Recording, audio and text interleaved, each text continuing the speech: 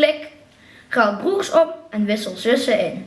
Ga vandaag nog naar www.prozusruil.nl. De advertentie dook ineens op in de hoek van het scherm. Jelle klikte hem meteen aan.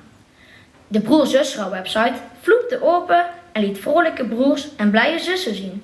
Ze speelden en lachten en hadden het heel gezellig samen. Wat voor bizar universum is dat?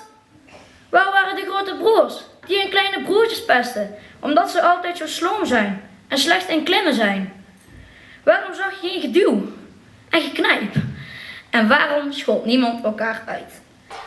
Dit was een fragment die dinsdagochtend werd voorgelezen tijdens de voorrondes van de nationale volleyswedstrijd. 6 schoolkampioenen gingen de verbale strijd met elkaar aan op het podium van de Schouwburg. Waar ze juist nog had gestaan, zat nu een groene kikker op de vloer. Meester Frans was meester Kikker geworden. Opeens was het doodstil in de klas.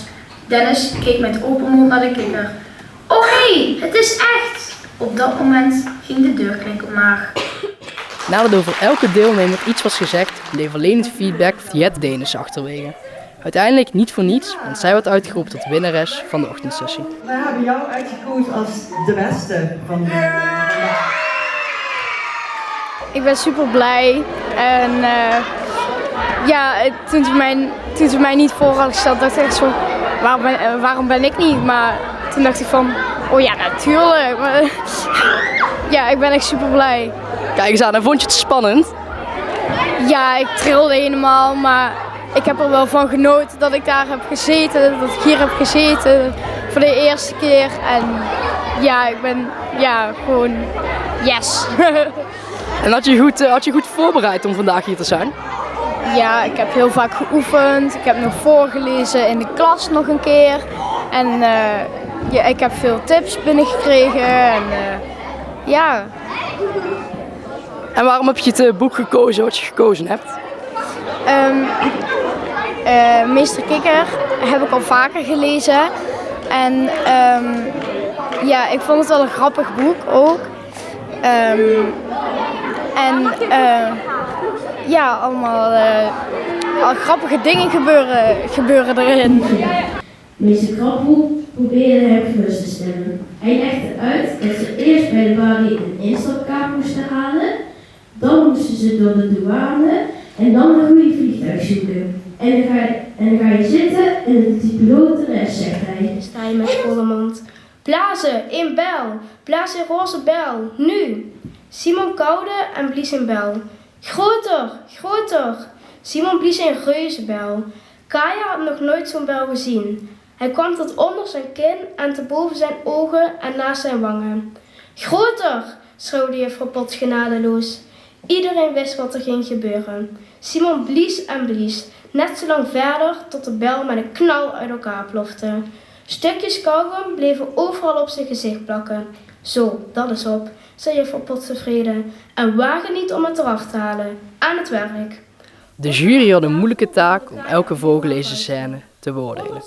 Waar ik heel erg op gelet heb is of de lezers het publiek mee konden voeren. Je kan aan een zaal zien, je kan aan een zaal voelen of mensen het verhaaltje interessant vinden. En dat interessant vinden en meegaan in dat verhaal heeft ook te maken met hoe je je stem gebruikt. Wanneer je op het juiste plek je emotie neerlegt. Of je de spanning in kan brengen of de humor. En zeker ook de verstaanbaarheid. Uiteindelijk kiezen jullie voor Jette. Was het een moeilijke keuze? Er waren 3 mensen die heel dicht bij elkaar lagen. En ja, dan is het even een klein beetje schuiven. En omdat je met 3 juryleden bent, moet je daar ook even over discussiëren. Maar uiteindelijk was Jette ook echt de terechte winnaar. Help! Brand! Hij rent op het huis heen. Brand! Hij ziet de vlammen uit het bovenraam komen. De buurjongen komt aanrennen. Gijs is op zolder, roept Nout half huilend. Bel de brandweer. De buurjongen doet zijn mobiel in zijn handen en rent de trap op. Trillend belt Nout de brandweer. Maar blijkbaar is er al door iemand gebeld. En waarom vindt u lezen zo belangrijk? Lezen brengt iedereen, als het een goed boek is of een goed verhaal, in een andere wereld, in contact met andere mensen. Je komt ook in contact met andere ervaringen, andere belevingen. Maar lezen helpt ook om de Nederlandse taal beter te begrijpen. Je leert heel veel woorden, je ziet hele mooie zinnen. Dus voor je taalontwikkeling is lezen ook heel erg belangrijk. Gisteravond heeft moeder niets anders gedaan dan sterren op naaien. Ik zie sterretjes, heeft moeder gezegd. En ze moesten nog om lachen ook. Ik breng jullie naar het raam, zegt papa. Kom maar, schiet op, anders kom je te laat op school. Ze doen hun jas aan. Wat is de ster groot? Tijdens de middagronde werd Senna Coneo uitgeroepen tot winnaar. Samen met Jette zullen zij Venray vertegenwoordigen in de regionale finale op woensdag 19 februari in Nieuwbergen. Dat is voor mij. Geef terug, schreeuw ik. Hoezo, wil Delia weten, terwijl ze het pakje opent.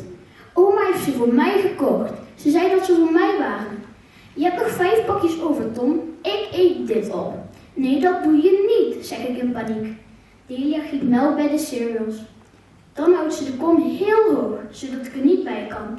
Dit is mijn ontbijt. Accepteer het maar.